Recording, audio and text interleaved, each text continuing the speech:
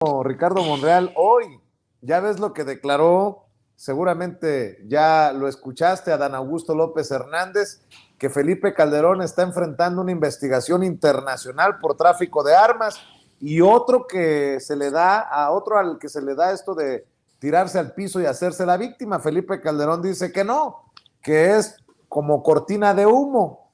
Pues será el sereno, pero que me la hagan buena, eso de la investigación internacional.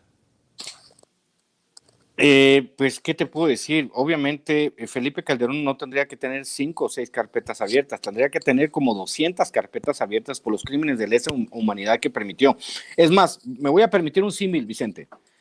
En la dictadura argentina murieron o desaparecieron cerca de 30,000 personas.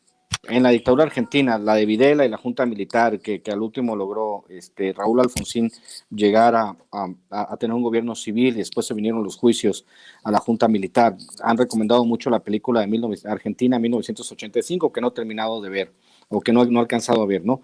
Pero si te das cuenta del desastre que hubo en Argentina, que fueron 30,000 muertos, y lo comparas con el desastre de Calderón, que fueron 10 veces, 300,000 muertos, si los contaron bien, porque hay que recordar si los contaron bien. Obviamente a lo mejor tenemos mucho más muertos de lo que el gobierno de Calderón y de Peña Nieto han dado en reflejar en sus cifras, porque hay que recordar también que en los gobiernos mexicanos también pues se les dio por mentir con las cifras del crecimiento económico y de todo. Ellos acomodan las cifras a como les gustaba.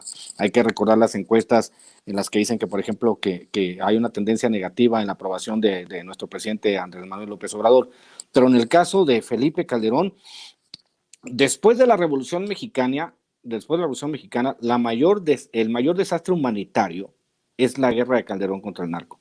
Más de 300,000 muertos, 10 veces los muertos de un régimen militar como el argentino. Más de 80,000 desaparecidos, madres buscadoras que se han tenido que enfrentar a esta circunstancia. Luego con Peña Nieto, Ayotzinapa y todos los crímenes. Luego el otro imbécil de Cedillo hablando de cómo mejorar la economía en México cuando destruyó la economía. Y uno los ve a este par de imbéciles, a Calderón y a Cedillo hablando de estas cosas, pontificando sobre temas sobre los cuales fueron un desastre. Y a mí me parece absolutamente aceptable. Yo se lo he dicho a mucha gente y lo dije en Twitter. Si meten a la cárcel a Felipe Calderón y se pudre la cárcel para toda su vida, yo voy al Ángel de la Independencia. De donde esté, pago el viaje, voy al Ángel de la Independencia y festejo, mi querido Vicente, festejo el encarcelamiento de Felipe Calderón, que aparte tiene a su mano derecha en seguridad encerrado en la cárcel y tiene a todo su círculo de seguridad o encerrado en la cárcel o vinculado a proceso por este tipo de cosas. Entonces, me da mucho gusto que se dé a conocer que hay carpetas de investigación contra Felipe Calderón, sobre todo porque permitió el tráfico de armas. ¿Cuántos mexicanos murieron gracias a la permisividad de Felipe Calderón en el tráfico de armas, en el Plan Mérida y en todas las estupideces que hizo en darse al chupe y en hacerse tonto? No pudimos tener un presidente peor. Es un absoluto genocida.